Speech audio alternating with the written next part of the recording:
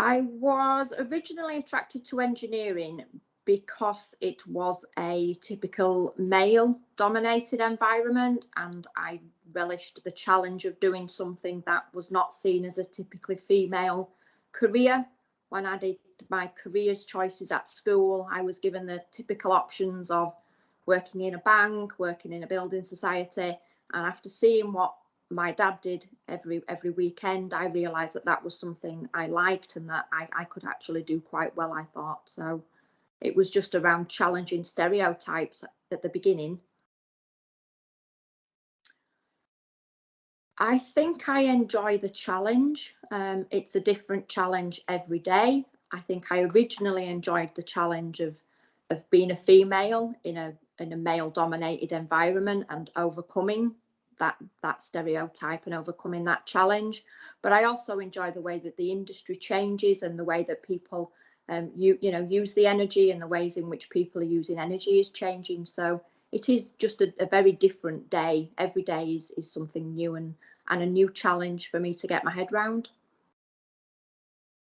The training program I went through what was absolutely fantastic. It was a 2-year program that went all the way across the business. So I spent a long time within the training school, and then I spent a long time in the business. So I actually spent time in every single department that Northern Powergrid has, in terms of, learning how the contact centre works, learning how the different engineering departments work. So it was a really rounded experience. I fully understood how Northern Powergrid worked and how everybody within the business had a role to play in what we do every day. I would tell them to go for it. It is a good career to be in. It's very different. I think it's one of those careers where if you want to stand out from the crowd as a female, you would definitely stand out in the crowd being a female engineer. And I think the industry needs that diversity. It needs more women to stand up and show how things should be done differently, I think is a good way. But yes, please stand up. You've got to be the ones that make the change in what it should be an ever-changing environment.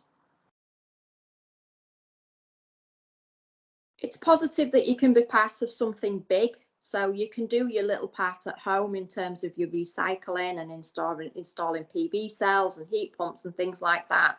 But actually being able to do something wider than that and actually having a significant impact on the way that the energy industry works and how energy is delivered to homes, and making sure that that energy is green energy rather than the traditional non-renewable energy sources that we currently use.